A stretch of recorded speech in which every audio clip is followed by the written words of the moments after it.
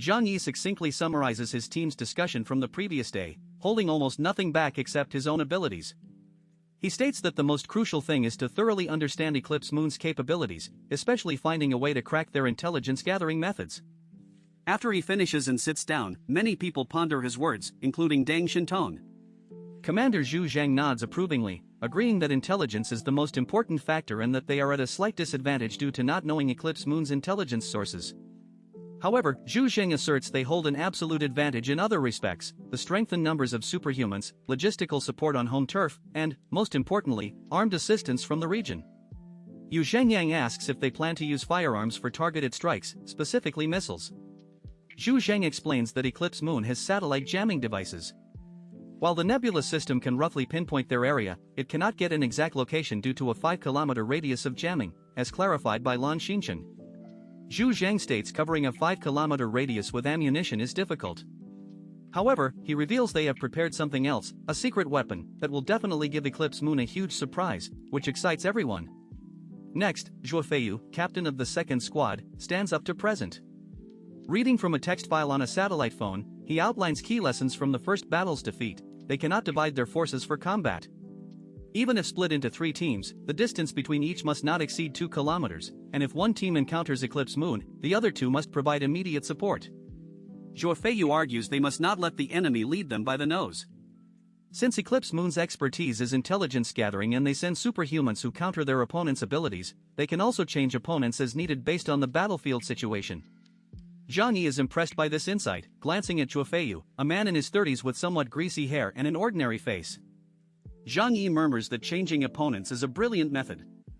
He reflects that a major reason for the first battle's crushing defeat was that the captain's abilities were countered. The fight was essentially between Eclipse Moon's 13 top-tier Delta-level individuals and 10 Delta-level Outer City superhumans. If they had switched opponents, the outcome might have been different. Zhang Yi feels a pang of emotion, wondering to what extent Eclipse Moon's intelligence could discover his true strength and what kind of counter they would send. He decides to remain cautious, prioritizing survival. Zhu Zhang considers Zhuo Feiyu's suggestion excellent and states he will incorporate it into the action plan. Zhuo Feiyu nods and sits down. Xiao Lingling, from the second team, praises Zhuo Feiyu teasingly. Her boyfriend, Yuan Hao, gets anxious and tugs her sleeve, asking for praise for his own ideas. Xiao Lingling grabs Yuan Hao's chin, calls him an idiot, and declares that even if other men are better, none compare to him in her eyes and she loves him the most.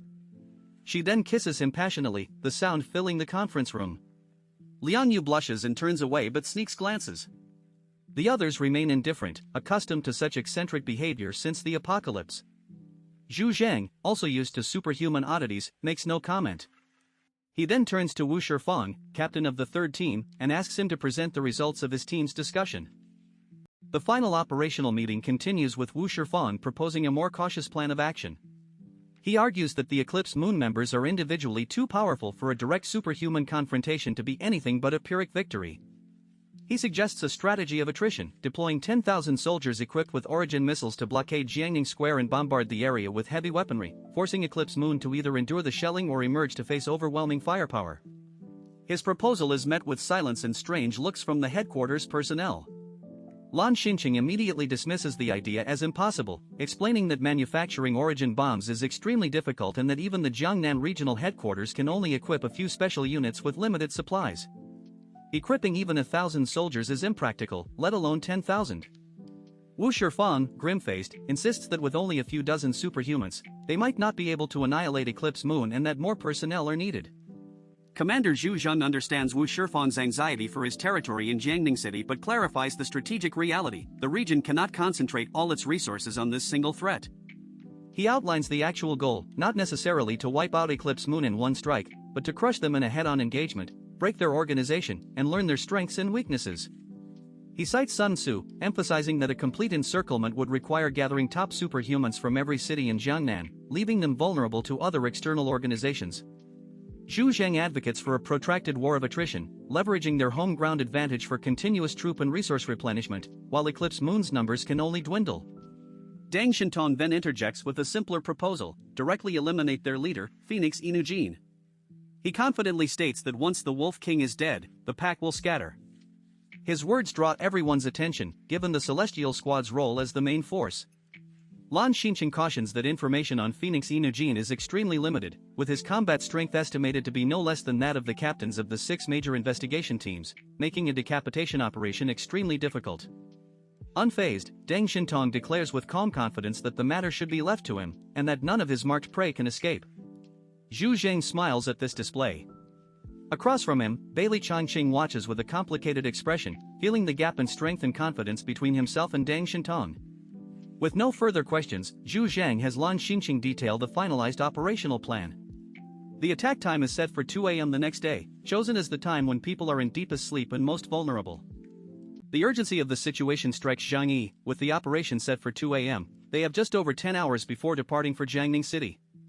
Lan Xinqing outlines the mission details to the 3 support teams. The enemy is located in Jiangning Square, a bustling commercial district, and is using satellite jamming technology, preventing real-time monitoring. The plan is to first conduct a comprehensive bombardment of the square. Then, the 3 support teams will act as the vanguard, approaching slowly from 3 directions. Their task is to hold off and engage any Eclipse Moon members who appear in close combat, creating an opportunity for the main force, the Celestial Squad, to handle the rest. Zhang Yi understands that the core tactics of the Celestial Squad are being kept secret to prevent another intelligence leak like the first battle. After confirming no questions from the team members, who are fully aware and mentally prepared for their role as bait in exchange for potential fame and resources, Lan Xinqing instructs them to prepare for battle. Operations Chief Tu Yunlai announces that headquarters has equipped them with specialized weaponry used by the Yen Yun troops and invites them to collect it. This piques the curiosity of Zhang Yi and the others. Commander Zhu Zheng gives a solemn final address, emphasizing that the battle concerns the reputation of the Jiangnan region and national honor, urging everyone to fight with all their might. The group responds with a resolute shout, unified in purpose despite their diverse backgrounds. After the meeting, Zhu Zheng keeps Deng Xintong and Tu Yunlai for core tactical discussions, while Bailey Changqing is tasked with leading the outer city superhumans to the armory. Zhang Yi feels somewhat slighted by this arrangement, a reminder that status in Blizzard City is dictated by strength. The group follows Bailey Changqing through layers of security to a vast armory filled with rows of weapons, equipment, combat suits, tanks, armored vehicles, and helicopters. Bailey Changqing grandly tells them to choose any personal weapons they like. The team members eagerly disperse. Yu Zhengyang heads for anti-material sniper rifles, Wu Shifeng selects a heavy exoskeleton suit of armor, and others quickly find suitable gear. Zhang Yi, however, is immediately disappointed. The black bodysuits feel completely different from the advanced one he wore in the training grounds. The melee weapons are not made of adamantium. He realizes the armory open to them contains only general-issue equipment, not the top-tier gear reserved for the investigation teams and high-ranking personnel. His own custom weapons from Lu Karen, the White Owl and Thunderstrike, are superior to the firearms here. He calmly returns to Bailey Changqing and whispers that this seems like a perfunctory offering. Bailey Changqing confirms his suspicion, explaining that the training ground suit and adamantium weapons are not standard issue and are tightly controlled. Understanding headquarters' reluctance to distribute top-tier gear due to concerns about future disputes and technology leaks, Zhang Yi decides to seize an opportunity. He pulls Bailey Changqing aside and whispers a demand for 2 sets of the advanced black bodysuits for himself and Liang Yu, citing their relationship. Bailey Changqing is initially troubled, stating the suits are controlled equipment and he cannot easily give them away. After Zhang Yi feigns walking away, Bailey Changqing relents, saying it's troublesome but negotiable. He agrees to lend Zhang Yi his own combat suit and Meng Xiu's, on the strict condition they are returned after the mission. He refuses to provide any special weapons, noting they have their own. Satisfied, Zhang Yi returns to the armory and pretends to select some standard gear while the others arm themselves thoroughly with the Yen Yun troops' equipment. After everyone is equipped, Bailey Changqing instructs them to wait in the operations center rest areas until departure. Zhang Yi then mysteriously calls Liang Yu, and they follow Bailey Changqing to the Black Robe investigation team's rest area. Bailey Changqing retrieves the 2 advanced combat suits, his and Meng Xiu's, and hands them over. Liang Yu, impressed by Zhang Yi's resourcefulness, takes Meng Xiu's suit to the women's changing room. As Zhang Yi changes in the men's room, Bailey Changqing enters to have a private conversation. He asks Zhang Yi about his plans for the operation, noting that while headquarters treats him as an ordinary superhuman, he knows Zhang Yi's strength is no less than Deng Xintong's. He directly asks if Zhang Yi plans to strike at the crucial moment to claim all the credit, referencing his similar actions in Tianhai City. Zhang Yi denies this, stating his initial goal there was self-preservation and that he isn't particularly interested in the mission credit. When pressed for his reason, Zhang Yi simply smiles and says, "Simply because I'm Chinese, that's all." This answer fills Bailey Changqing with respect, and he apologizes for suspecting other motives.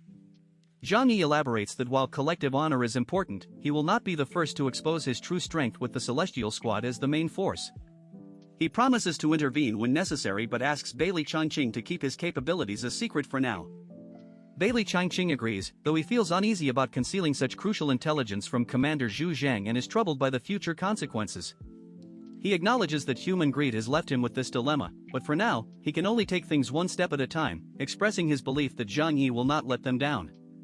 Zhang Yi offers no guarantees, silently resolving only to eliminate as many Eclipse Moon members as possible while ensuring his and Lian Yu's safety.